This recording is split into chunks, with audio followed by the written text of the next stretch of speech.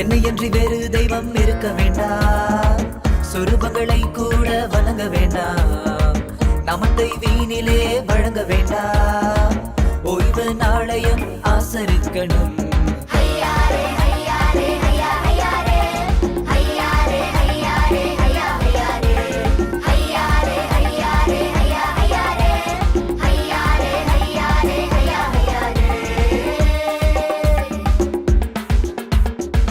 தகப்பன் தாயை கனம் பண்ணணும், கொலையும் விபச்சாரம் செய்யாதிருக்கணும், களவும் பொய் சாட்சி சொல்லாதிருக்கணும், பிறன் பொருளை நீ இச்சியாதிருக்கணும்.